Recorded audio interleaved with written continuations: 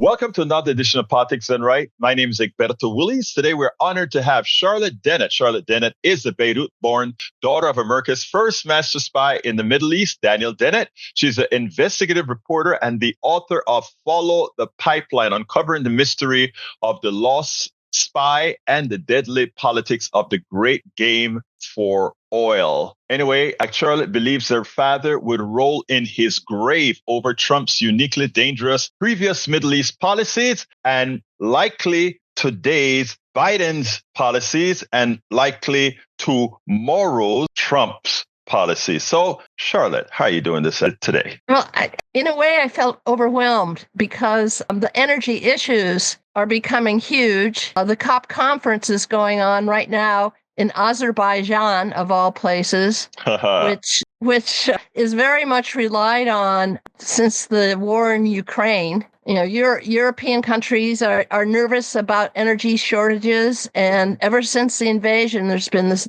desperate search on the part of NATO and, of course, the Biden administration to find alternative energy supplies that will keep Europe warm in the wintertime and have cheap energy. Ukraine used to rely on a lot of Russian natural gas and oil because it was cheaper. Mm-hmm. So now that's not happening because of the war. So there's this desperate search for alternative supplies, and one of the places that they're looking to is Israel. And the thing about covering the war in Gaza is that the energy component is never mentioned. Okay, and let me ask you this. I mean, and when you say Israel and energy, folks are going to say, we know there's Arabia with oil. We know that off the coast of Gaza, there is also oil in the Mediterranean that's not really tapped right now. What do you mean about Israel and oil? Yeah, okay. So my book chronicles what happened in Gaza ever since these huge reserves were discovered, both in 2000, and that was off the coast of Gaza. It's called the Gaza Marine. Mm-hmm. And then there's also a larger field off the coast of Israel that was discovered in 2010. And that whole thing is called the Leviathan Field. And it turns out that these fields of energy are worth $500 billion once they are tapped. So they're large reserves. Yeah, they're large reserves. Yeah. And so finally, Israel, especially under Netanyahu, has been seeking a way to exploit its oil and gas and to create an energy corridor that would go up the coast of the Mediterranean. And so he had to deal with the question of Gaza. And so there were two invasions previous to the one post October 7th by Netanyahu. And one of them was in 2009 and the other was 2014. And what I found out is the whole purpose of it was to prevent the Palestinians from getting access to their offshore oil and natural gas, which they have a right to do. So let me stop you there because I want to put this into the right political perspective. Sure. Okay. Yeah. If I am understanding you correctly, first of all, Gaza's in the lands that would be deemed belonging to Gaza or to the Palestinian state. Yeah. They are lushed in oil relative to their size. And likewise, Israel proper they pretty much have quite a bit of oil in their name as well under what would be the two-state solutions, what would be their state, correct? Yeah, that's correct. So both entities have oil. Yeah, and Lebanon, I might add, as well. And Lebanon as well has oil. If I could just show a map that's on the cover of my book. Now put it in your face since there. Yeah. All right. There you go. Yeah. I can. You're giving me the header, sorry. So you have to lift it up a little bit higher. There you go. I see that. All right. So this is a geopolitical analysis which most rulers use, and which the media does not adequately cover. So if you see the lines on this, there are two pipelines that actually flow from Iraq, and one of them terminates in Haifa, Palestine. Right. And that was built in the early 30s, but it was closed during the 1948 War of Independence of Israel.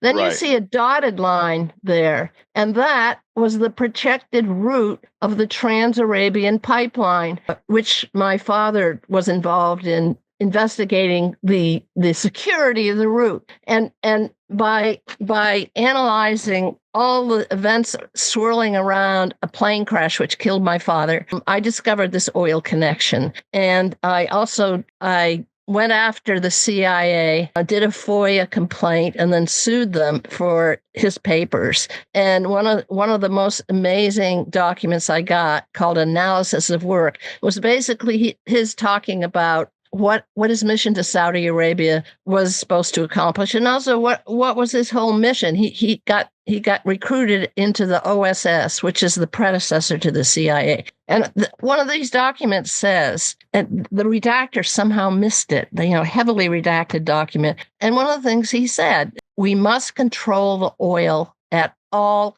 costs. So control the oil, he means Saudi oil. Mm-hmm. And at all costs, well, this meme continues all the way up to the present. And why at all costs? Because oil is the fuel of the military. That's a major reason. And, wars have been lost, particularly Germany lost both in World War I. They ran out of energy. They ran out of gas. Okay. Yeah. So every major power knows this. And there's just constant competition to get a hold of oil reserves. So, right now, a lot of times the way progressives would speak in America is as if, Israel takes advantage of the United States presidents, whether it be Republican or Democrat. The reality, after you explain that, in effect, I think what can actually be ascertained is that Israel is nothing more than a satellite from us. So we are willing to entertain certain bad things Israel as a country may do, because it's actually our enforcer in that part of the world. Very well put, Egberto. Really, you got it. In reality, it's not that we are puppets of Israel. It's that Israel is our puppet, that we just give the semblance of them taking the blame for all these bad things that occur. And we kind of abstractly say, we're trying to control Netanyahu. We want to, in effect, he's doing our bidding, I think is what you were saying. Well, I think he's doing it a little bit more brutally. Right. But his vision is to be a major energy corridor. And at the war in Iraq, for instance, he was a big cheerleader of that because he wanted to reopen that pipeline I showed you on the cover of the book that had been closed in 1948. At that time, Israel there are three sharp lines that you showed me, Charlotte. Yeah. You showed me the one that was closed that ends up in Gaza. The one in Haifa. Yeah. You showed me another appendage of that one that I think, I don't remember what town it ended in. And then you showed the Trans-Arabian one, the one that goes directly from Saudi Arabia into Israel and out to the Mediterranean. Yeah, that's it. And so once you analyze the origins of those pipelines, as I had to do, a lot of things became clear. The two ones that are forked like this, as you saw on my cover, the northern one terminated in Lebanon, which at the time was under the French mandate, colonial mandate that was created after World War I. So the French got the northern branch of the Iraq petroleum pipeline, and the British got the southern branch, and in Haifa, because the British controlled Palestine. Yeah. But then what I did, now this is really important. I knew they were built in the 1930s, those two pipelines, but when were they conceived? And so what I did is I kept going back, and then I even went to the Balfour Declaration. The Balfour Declaration is often, is often referred to as the British government supporting a Jewish homeland in Palestine. That's basically what it is. And it's all a letter. It's just a letter. And who were the people on either side of the letter? Balfour was at the time was maybe he was former head of the. I'm sorry, I got up late. He's the head of the British Foreign Office. Okay, and during the war, Britain had what's called a first-class war endeavor, and that was to get the oil of Iraq, which they ultimately didn't. People don't understand the whole war that happened in World War I in the Middle East. That was the whole Lawrence of Arabia story, which I could go into, but I'm not going to right now. So it was Lord Balfour who knew all about the importance of getting that oil for the British Navy, and he sent it to Walter de Rothschild, who was one of the family heads of this giant banking and oil fortune. And so that puts the creation of Israel in a new context. Namely, that the Balfour Declaration was in 1917. This is the very time when the British and the French want to control that whole Eastern Mediterranean. And a few Israeli scholars have now been digging into their archives, and one of them came out with the astonishing conclusion that having a safe pipeline terminal on the Eastern Mediterranean, namely in Palestine, would be beneficial to British interests. So we have to look at the creation of the State of Israel in a whole new context, a geopolitical context, and frankly, an oil context. And one of the people who reviewed my book said, I'm Jewish, and I could never figure out why the British wanted a homeland for the Jews when they didn't give a damn about us. They were anti-Semitic to the core. And this makes sense that they had a strategic need to get access to Iraqi oil. So it's not so much that the big powers cared about what was happening to the Jews during this period. Yeah, Israel was a colonial outpost. And because there were European Jews that were going to be developing Palestine into Israel, the U.S. felt they had a better ally than if they allied with Muslims. There was a lot of racism towards the Muslims at that time, and they didn't think Muslims were becoming nationalists, and they were beginning to fight a colonial penetration of their lands. So the U.S. and Great Britain did not want to rely on Muslims. So you have Israel. Also, Lebanon became a state where the government was ruled by a Christian Maronite. The presidency goes to the Christians, and then the Sunnis have the prime minister,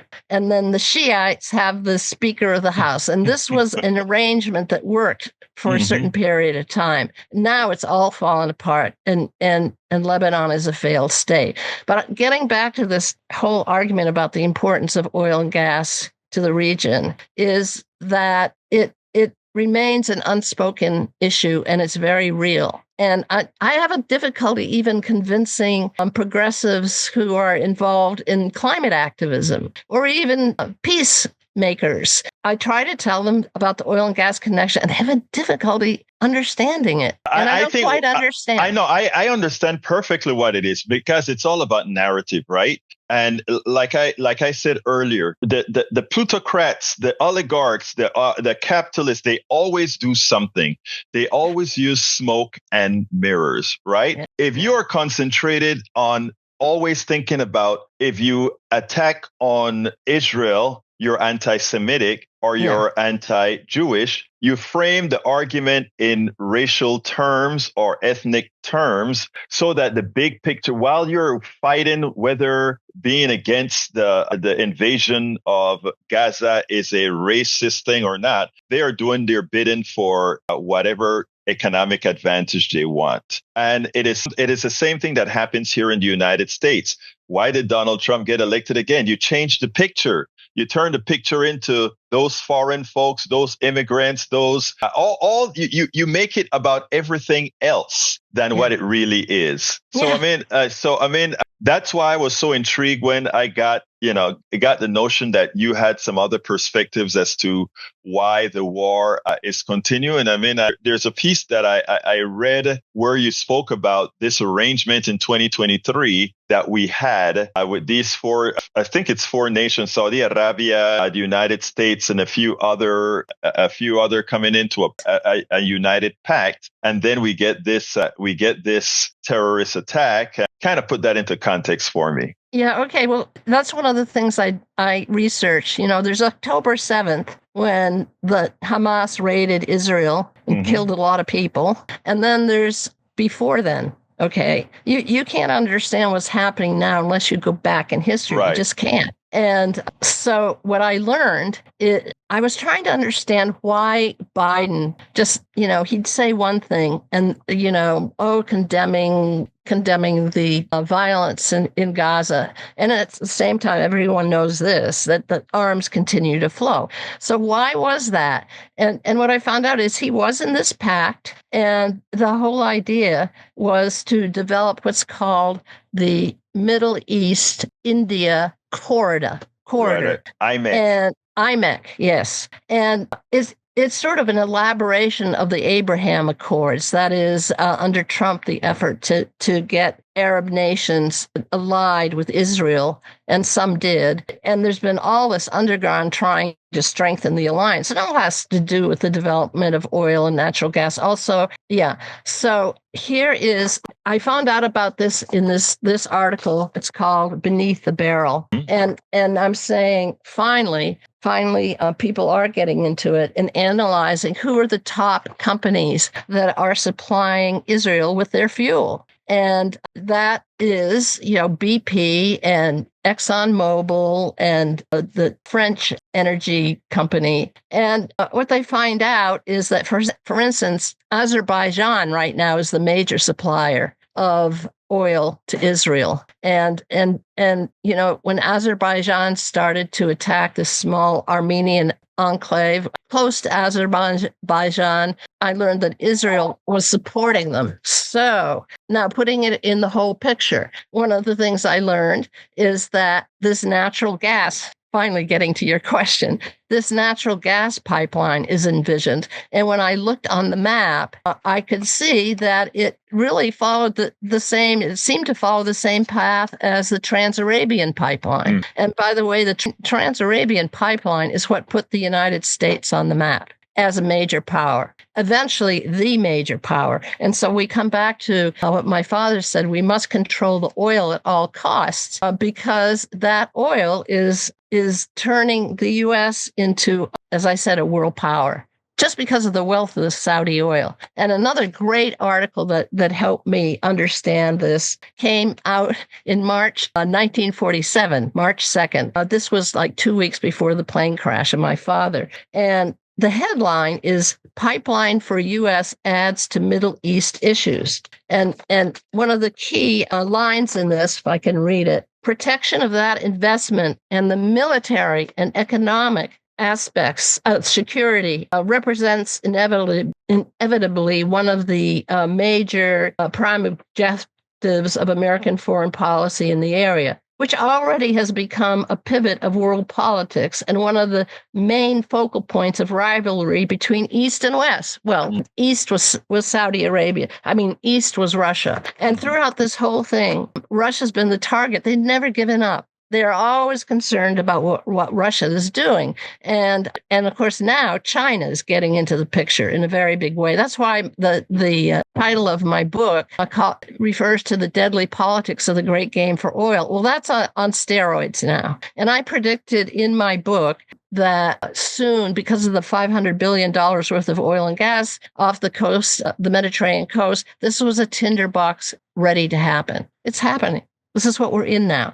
This is the thing that Netanyahu knows, and many world powers knows, that if you have a vision for creating an energy corridor running up the Eastern Mediterranean, you got to have financing. And no bank will finance such an infrastructure as long as there's unrest. Right. Must protect at all costs. And so that's what's happening. Netanyahu thinks that by destroying Gaza, flattening Gaza, now he's going into Lebanon. This has been a long-range plan. There had been two previous invasions of Lebanon. Anyway, that's the situation. And I mean, it's just so overwhelming. Now we're into drill, baby, drill, by Trump. I find it ironic that we talk drill, baby, drill when we are already producing more oil than we're actually using. So I think he means drill, baby, drill. Let's explore. Let's go ahead and export the excess from our country, since we are now the number one producer of oil. And also, let's go ahead and just throw all that gunk into the air. Charlotte, I mean, I understand all that you're saying. It really upsets me often, however, when we talk about oil shortages, etc. I just want to make it be clear to the audience. There is no oil shortage now. There was never an oil shortage. There's a matter of how they play the games to keep the price of oil up for us to actually pay maximal price at minimum extraction. And in this case now, increasing as the world goes to increase the amount that we're putting out. It's a nasty game. I always thought there was more to Israel. And when I saw the portion where you explained about the union of that IMEC come into pass, the amount of money that is offshore in the Mediterranean, the amount of oil that both the Palestine, the 1948 Palestine and 1948 Israel has, that just talks about the clash of the titans again. That just speaks about the clash of the capitalists who can muster more force to do it. And we know, of course, that with Israel's backing of the United States and with, I hate to put it this way, the misinformation, we are not Israel's puppet. And I think that's the one thing I got out of your not only some of your writings, but the last piece that you put out here. I think anybody looking at this can see that Israel is just not a protege. What's the word that you use? An agent right now, an agent of the United States in the Middle East. It always has been. Yeah, it always has been. And it uses the same tropes, right. Mention of the Holocaust, Netanyahu and Netanyahu. For my audience, I want to make one thing clear, because when you say, mention of the Holocaust, by no means are we discounting the Holocaust. Absolutely, by no means are we demeaning or saying anything anti-Semitic. I think those who should be concerned of anti-Semitism and those other issues, you should take those issues up with the capitalists who are using the blood of the Gazans, the blood of the Palestinians, the blood of the Jews for ulterior motives of capital extraction in the form of oil. That's the real story. Well, Egberto, thank you. I mean, you have such an interesting and good analysis. Yeah, that's what it's about. And, the propaganda machines are working on steroids now. And what I mean is both Israeli and American trying to present this conflict as Israel has a right to defend itself, keep flowing the arms in there. But Gaza is flattened. Mm-hmm. All right. Lebanon is coming under attack. So, and as I said, the dream in Gaza is to depopulate, de-radicalize, and essentially destroy it. And the goal was to get those Palestinians out of there, send them off to maybe Egypt. I mean, it's almost like the Holocaust all over again. It's a reverse Holocaust. It's a reverse Holocaust, yes. And one of the things I was learning is that American presidents since Woodrow Wilson have been captives of the oil industry. Mm-hmm. That's what's really calling the shots in this. And of course, I did a book with my husband about the oil in the Amazon and the genocide of Indians that happened between 60 and 70. Thy Will Be Done, the conquest of the Amazon. And what we learned is the main players, one of the main players was Nelson Rockefeller. I mean, of the family that had literally controlled a lot of the United States and even the world. Henry Kissinger, who was a protege of Nelson, once said, if you control the oil, you control the world. Well, right now, the U.S.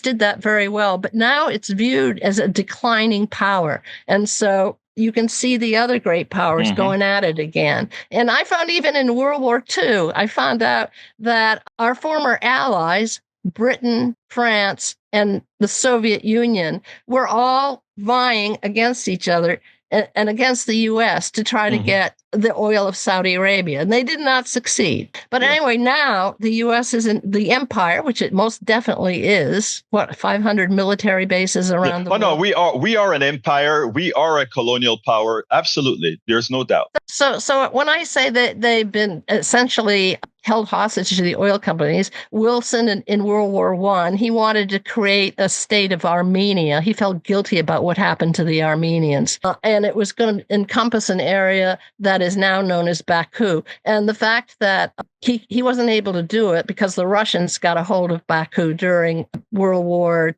World War I, that never happened. And one person commented, too bad for Armenia that it doesn't have oil, because the part that the U.S. wanted to include in this Armenian mandate included Baku, which is on the Caspian Sea and also rich in oil and natural gas. So you have the Armenian genocide that happened, which we could go into, but that was the tragedy of World War I. And the oil connection is seldom mentioned, but there are several books that have gotten into that. Then there's the failure to rescue the Jews during World War II. And our analysis is that FDR was faced with a dilemma of how do you rescue Jews and at the same time secure the oil of Saudi Arabia, because Ibn Saud did not want emigration of the Jews, the survivors of the Holocaust, to go to Palestine. And so what happened is that in 1943, when the Holocaust became known, the major powers just didn't care. They were more concerned about securing Saudi oil, because Ibn Saud said, you can't have it going to Palestine. I will not allow that. So that was the dilemma. The Jews got screwed, failure to rescue early on. And then we just keep on going right up to the present. And, it is sad. The countries that have been attacked and it is sad, on the grounds of terrorism. It's amazing how we use a lot of the other things. We use terrorism, we use racism, we use all these isms. Yeah, so that's the pretext.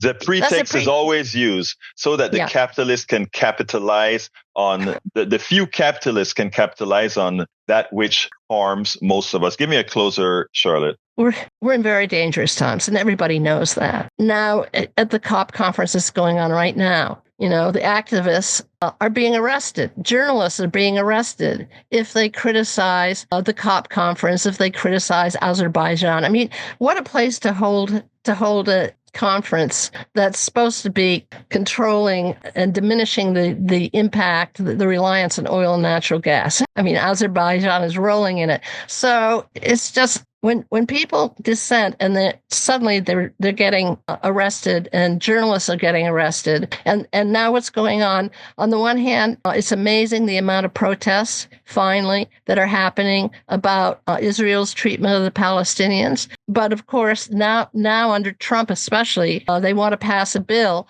that just outlaws all dissidents, arrest them and sick the military on them. So we're in the fascist time now. Not only to speak about what's going to happen to 501c3s if that bill goes through today. That's exactly. So we'll deplatforming. We'll yeah, deplatforming is massive. So and now Charlotte, they're trying. Yeah. No, go ahead. Finish. No, I mean, now there's a bill being advanced by the House that would go after all nonprofit organizations that have dissenting views. It's just amazing. The sad thing about it is the president reserves the right to simply say, you are a terrorist. Sympathizer. And if you're a terrorist sympathizer, you have 90 days to prove otherwise. But, no, we don't have to listen to you. You're deplatformed. You no longer are a nonprofit. It's a shame where we're heading to. But again, I think we were heading there, Charlotte, because a lot of people didn't know. But with books that you write, with the messages that you come out and being on platforms like this, we're slowly informing people. So Charlotte Dennett, thank you so kindly for having Just follow the pipelines. If you want to understand all these wars, follow the pipelines. So folks, Charlotte Dennett is the author of Follow the Pipelines, Uncovering the Mystery of a Lost Spy and the Deadly Politics of the Great Game for Oil. Thank you so kindly, Charlotte Dennett, for having been here on Politics Done Right. Thank you, Egberto, and thank you for your wonderful analysis as well. Yeah. Welcome. All right. Welcome to another edition of Politics Done Right. Today, we're honored to have Arturo Dominguez. Arturo Dominguez is a journalist that covers race, extremism, misinformation, immigration, Cuba, and Latin America.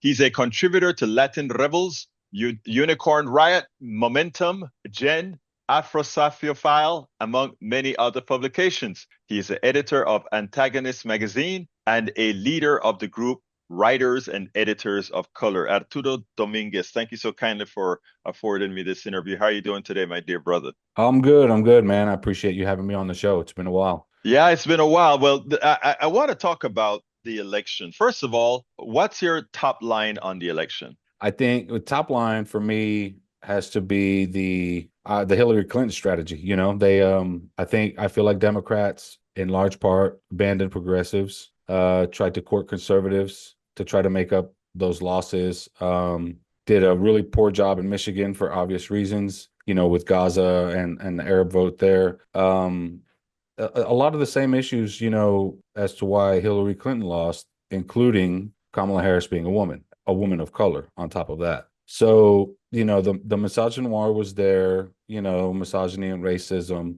and the populism was lost. So, I think for me, the general shift to the right for Democrats cost them big, and the mistake was trying to appeal to a base of voters that was never going to vote for them. And in that same sense, a lot of swing voters, like the Latino community, were swing voters, right? There's no Latino vote here. I think that's where they lost a lot of influence. You know, there was a lot of things. You know, Latinos did have to overlook a lot with Donald Trump, and I mean a lot. You know, but in this country, we already know that the culture here will overlook sexual assaults and charges of rape and things like that. You know, we saw it with, hate to bring up R. Kelly, but, you know, with R. Kelly, the general public pretty much already knew what R. Kelly was about. We knew what he was doing. We knew all these things that was pretty public, and no one batted an eye. Same thing with Diddy, same thing with Trump, you know. The machismo in this country is such that, you know, we really look down on women as a society. You know, people like me, like you, and most of the people I know try to uphold women, especially Black women. But it's just not that way as a culture in America. So I think that at the end of the day, the misogynoir played a huge role, and the Democrats' biggest mistake was trying to shift right and, you know, try to appeal to conservatives on a lot of key issues. You know, we've said a whole lot of times that if you have a choice between the real butter and some sort of synthetic butter, you're going to go for the real thing, right? And that's what happened, right? Right. You know, I think I mentioned this when we did a radio show recently. I think it was Truman that said, if you give voters a choice between, and I'm paraphrasing, but if you give voters a choice between someone who's trying to be a Republican and a Republican, they're going to vote for the Republican every time. Yeah. And essentially that's how I sum up this last election. Now, the interesting thing is that let me tell you what I thought, and I was wrong in my thinking process as well. I was thinking that, you know, as opposed to abandoning progressives, I was hoping that what was at play here is the run for a landslide. In other words, that the progressives were going to come out and vote, and you're just making yourself appealing so that the voter that you get now, because I thought Trump was so objectionable that what would have happened is that his voters would have stayed. When I said his voters, I'm not talking MAGA voters. I'm talking straight Republican voters would have just stayed home, and that she was hoping for them to come out and have a what he's calling a mandate, but in reality, she would have gotten a mandate. I was so wrong. I mean, I can say that in a lot of pieces. I just couldn't understand that people would vote for a Donald Trump. Now, both of us are Latinos. You are what you would call yourself a white passing Latino. I'm a Black Latino. Now, we know that within the Latino culture, there is something there with colorization. Why don't you tell us why you weren't very surprised with the vote with the switch that some Latinos made, specifically Latino men? Well, for me, there was colorism played a huge role in the presidential election. As a Cuban and, looking at the Cubans in Miami, that's absolutely what played the role. The fact that she's a woman and the fact that she's a black woman. A lot of what people don't understand is that when it comes to Cuba, Cuba now is a majority black country. After Castro took over, I call it the white flight, right? Everybody who left Cuba were the white Cubans. People tend to forget that Cuba was a slave colony. So the black population there is huge. The Cubans that left Cuba were the oppressors. Cuba was a segregated country at the time. Castro desegregated it. And for the most part, that's why they fled. It wasn't because, that they'll claim all these things about indoctrination and re-education camps and all these things. And that's partially true. The real reason why the white Cubans left is pretty obvious, right? They were all the white Cubans.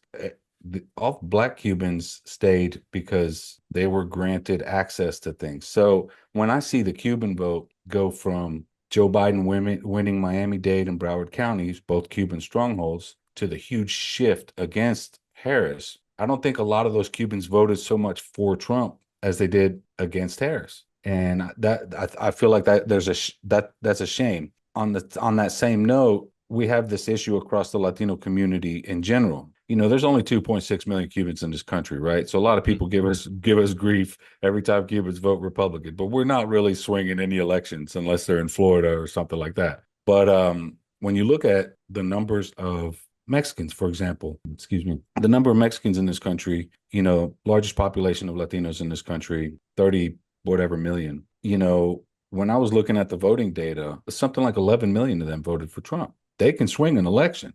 Granted, most of them are in the Southwest, so they're spread out. Some are Chicago, spread out throughout the country. So it makes it harder to swing an election, but that colorism aspect problem was there. Puerto Ricans, same thing. Basically every Latino community, even Venezolanos, Salvadoreños, that colorism is there. When you look at how many Latinas voted for Harris compared to Latino men, then that's where you see the misogyny at play. Right.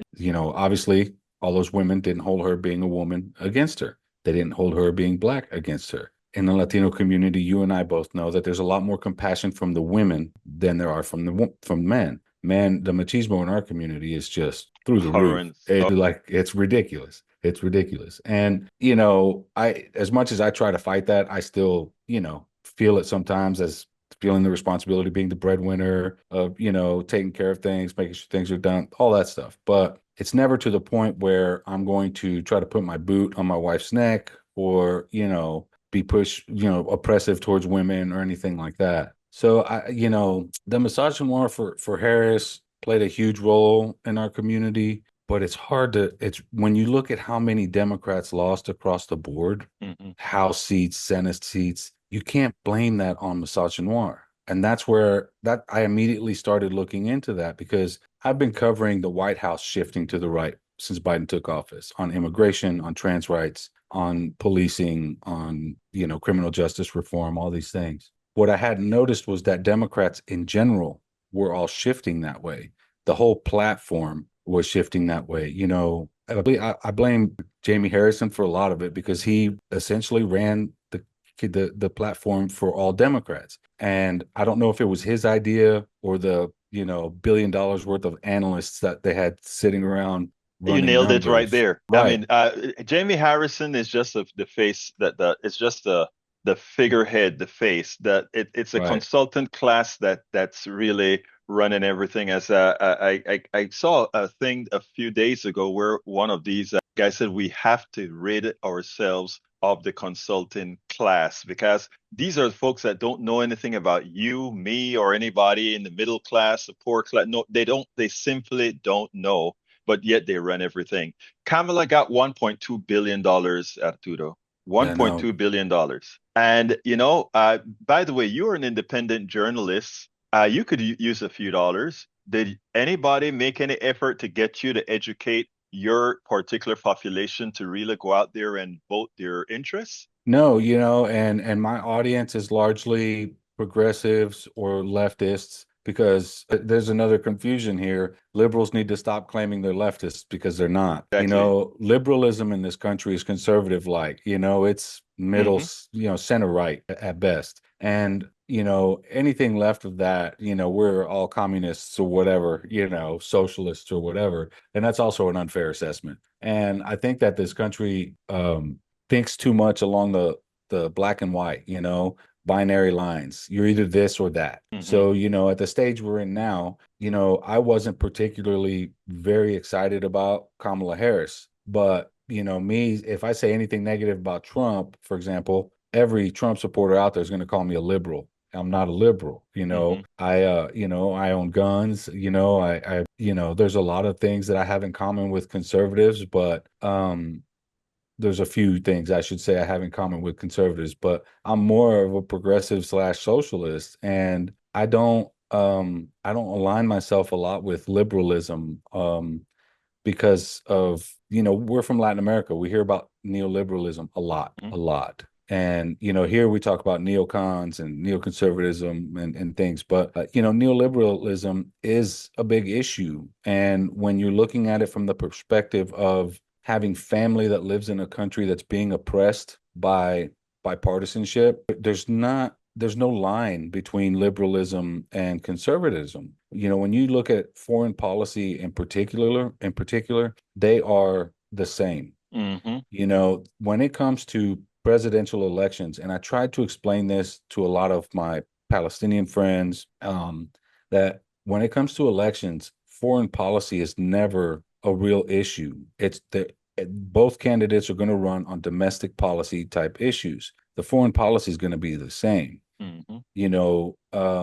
You look at Cuba, you look at Palestine, you look at Venezuela, Mexico, all of our foreign policy transcends presidents. That presidents have, and I try to explain this because from my perspective in dealing with my contacts in the White House and the State Department and DNI, things like that, you start to realize that presidents really do have little power over foreign policy. They dictate, for example, I got an email today about another substantial arms shipment to Ukraine. Those are every week. Hmm. Every week I get emails from the State Department about another substantial arms shipment to Ukraine.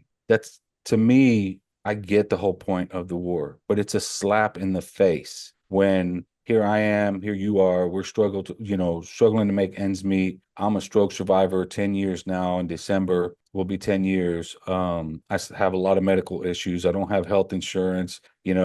I struggle to get by, but we can afford to send billions to Ukraine, billions to Israel. We can spend who knows what the dollar amount is to suppress and oppress Cuba, sanction Cuba, blockade Cuba. It's just ridiculous to me. And you watch them steal gold from Venezuela, you watch them Hmm. steal Maduro's plane, you watch them steal all these things, and it's never accounted for. They took Citgo, they gave it to Juan Guaido, he bankrupted it. Where did that money go? He lives in a mansion. Donald Trump tried to install him as president of Venezuela, failed, and now he lives like a king in Miami. And again, here I am, and millions of other disabled people, millions of impoverished people, 15 million children who don't know where their next meal is coming from. These are all slaps in the face. And despite everybody knowing that Donald Trump is going to carry the same policies into the next administration and make our situation even worse, you got to understand why people were mad with the Democrats, because a lot of things happened on their watch over the last 4 years.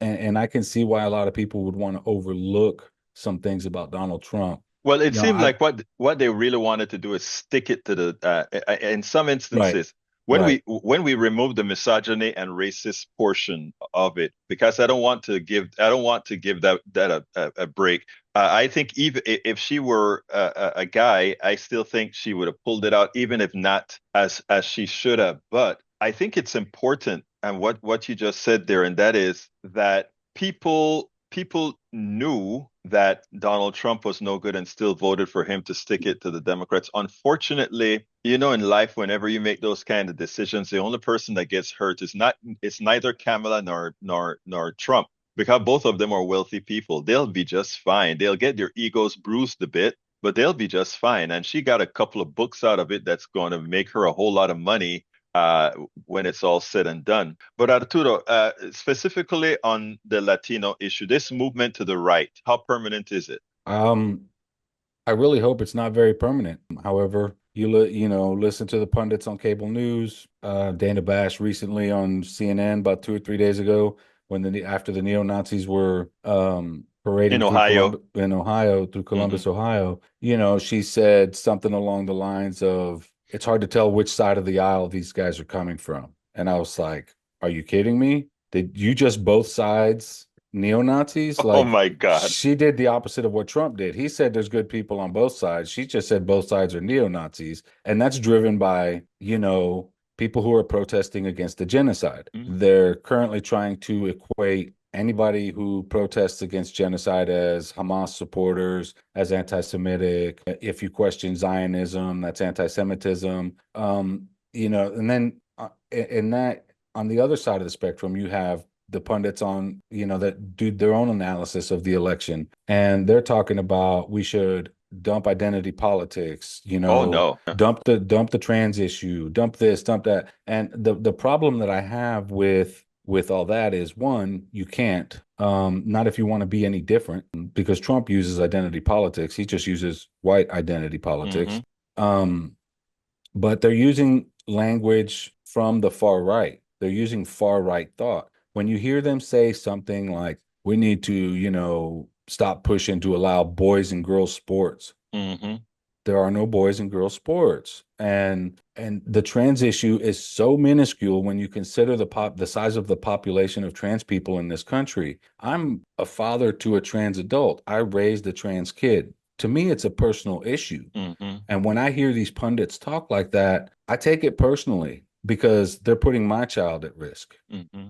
You know, to say we should abandon them is you're abandoning a core of your base, because you're not just abandoning trans people, you're abandoning their families, their supporters, their friends. A huge portion of the LGBTQ community are supporters of trans rights. And one of the biggest things that struck me about Harris and the shift to the right with Democrats in general, because Colin Allred did this too. They asked Harris if gender affirming care should be a right for trans people, and her response wasn't trans rights or human rights, which would have been the response in 2020 Exactly. under Biden, right? She said, "We're going to follow the law." Yeah. I said this on the radio show a couple of weeks ago. What law are you talking about? Because, then she goes on to, "We're going to do what Donald Trump did." That's the problem. Hmm. Stop trying to say, "I'm going to do exactly what Donald Trump did,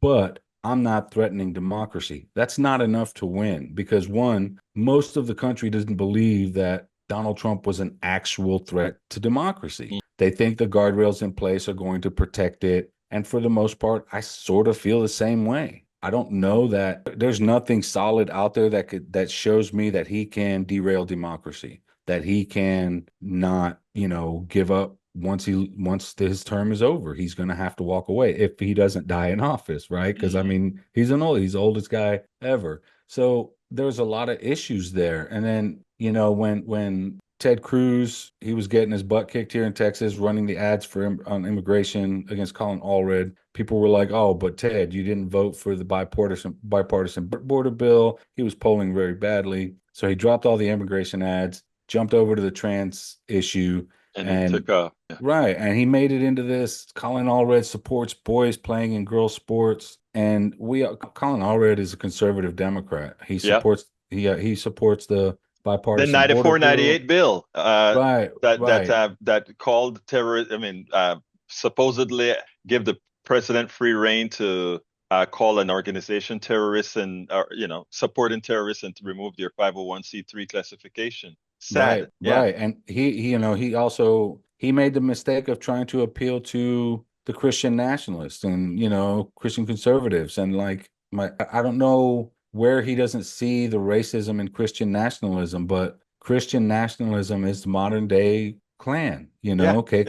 is. I mean, that's what the Klan is and was and always has been, is Christian nationalism. And when he came out to try to defend himself against the accusations from Ted Cruz, they should have never taken the bait, is Mm-hmm. what it was, because as soon as they take the bait, they validate all these far Mm-hmm. right talking points that come from the Proud Boys and neo Nazis. And, you have to, what they fail to realize is that Donald Trump isn't a conservative. He's not a Republican. MAGA supporters are not Republicans. They are far right. Mm-hmm. And to say racism didn't play a role in his election would be, hate to say it, ignorant at this point. Mm-hmm. You'd Mm-hmm. have to be blind to not see it, because when my neighbor across the street put a Trump van sign out in his yard, I'm side eyeing him from now on. I'm not waving at him anymore. I'm not interested, because a guy like that not only put my family at risk, but the Trump Vance sign to me is essentially a burning cross, Mm-hmm. and I don't abide that whatsoever. So if hopefully nothing ever happens, but if it does, we're ready for it. And I hate that we have to be like that. I hate that I have to be like that. Like I said, I'm a gun owner. Everybody in my house are shooters. We all go to the gun range. We've all been to the gun range. We're ready to defend ourselves if we need to. We just hope we never have to. And I hope to never be put in that position, because even being a stroke survivor, if somebody thinks that I won't throw hands, they are seriously mistaken. Ellos no saben cómo son los cubanos. Right. If somebody thinks I won't, I will. So, yeah, it's pretty unfortunate that, even neighbors who are supposed to be looking after each other felt the need to rub it in people's Mm-hmm. faces. Yeah. And, what I find interesting is that we have a new neighbor that lives next door to him. They're Latinos. On the other side of him is a black family. Two houses down are other new neighbors. They're Latinos too. They're Mexicans. And in my mind, I feel like he put that sign out there because he's surrounded by non-white people. Imagine that. Across the Exactly. street, on either side, two houses Uh-huh. down. You know what I mean? So our neighborhood is very diverse. We have an Indian family that lives down the road. The grandfather comes in from India every once in a while. He stops by, hangs out in our yard. He talks to us every time he's in town, and it's really cool. But the neighbor with the Trump van sign, he's not like that. People don't Mm-hmm. come by, stop by, and hang out and visit him, because everybody's looking at him, sideways, because for obvious Exactly. reasons. For obvious, Well, he knows what he did, but I think Arturo, so. Arturo, let me ask you. So, given to the final question now, where do we go from here? Well, I think what Democrats need to do is they need to listen to people like us, not these people that are charging them $100 million a month to run analytics and things like that. If you're looking at it from my perspective, a former DHS and FEMA contractor, right? I've been in the trades my whole life. I know what a job site looks and sounds like. When you're out there with a bunch of stonemasons, bricklayers, framers, roofers, whatever, you have to be able to reach those people, Mm-hmm. that particular segment of the working class, not just auto workers, not just unions. You Mm-hmm. have to be able to reach the everyday average Joe. And the issue on these kind of job sites is they are huge echo chambers. Mm-hmm. There aren't there. I was always one who would clap back on racism, type of bigotry type stuff, but there aren't many people like me out there. Mm-hmm. So it becomes an echo chamber. Everybody starts believing whatever. So, I can already see how it went when the whole discussion about Harris's identity went, whether she's Indian, whether she's black, never claimed Mm-hmm. to be black. You know what I'm saying? I can see how that turned into a whole thing. And that in itself sows distrust. Mm-hmm. A couple of other things that I think were focused on that didn't help were, people saying Kamala, and people. Yeah. Look, See. we are Latinos, right? Mm-hmm. My father is not going to say Kamala. He's going to say Kamala because Mm-hmm. he doesn't speak English. He Right. says it how he says it. People get my name wrong all the time, and I'm Now not think about mine. right, right. And I'm not standing there when a white person calls me Arturio. I might correct them once, but if they continue, it's whatever. You know what I Yeah. mean? They Yeah. just can't say it, whatever. Um, it shouldn't have been that nitpicky of a thing. Exactly. I think that turned a lot of people away. And then when they asked Kamala Harris about gun control, I own a Glock. You come in my house, you're getting shot. That was pandering to the Yeah. right. And Yeah. the right conservatives, gun owners saw that. As a gun owner, I saw that. She says, I own a Glock, you come in my house, you're getting shot. That's not something that spoke to me as a gun owner. Hmm. I thought it was pandering. Everybody I know, my brothers who both are Trumpers, saw it as pandering. And a lot of the whole shift to the right, came across as pandering. I think that the message should have stayed with what worked for Biden, and that was a more progressive message. Granted, Biden said he would protect asylum because asylum's a human right, and then he reneged on that and put restrictions on asylum. He actually there's another restriction coming down from the Biden White House, and here we are in a lame duck segment of his presidency, and there's no reason for it.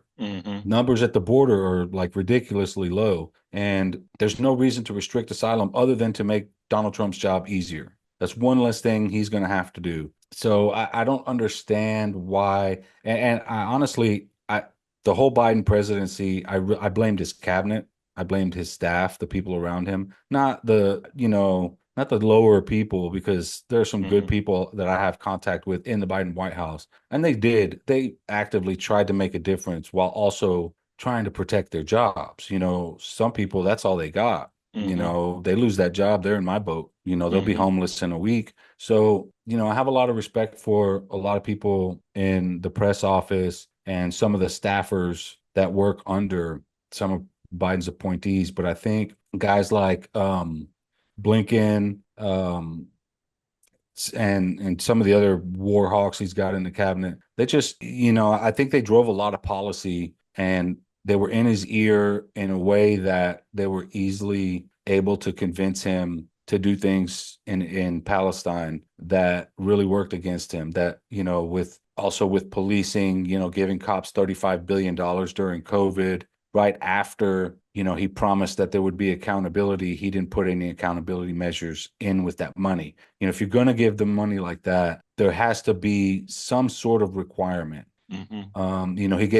He gave Customs and Border Protection another close to $10 billion and doubled their budget. No accountability measures despite the history of violent crime from Border Patrol agents. And, you give them that kind of money and don't hold them accountable, then that violent crime is just going to get worse. The Exactly. sexual assaults are going to continue to grow, and the inhumanity is just going to continue to get worse. And we see that with, a lot of these open air camps that are already existing that hold families at the Hmm. border, because since there's so many restrictions on putting families into a detention center, they just put them in an open air cage and force them to sit there for a few days until they figure out if that family can be let in the country or not. And that's the solution for not breaking up families across the border. And it's a terrible one. So, when you're focused on an enforcement only policy and a restrictionist policy, that just makes room for more inhumanity and doesn't solve any problems, doesn't solve any issues with the shortage of judges or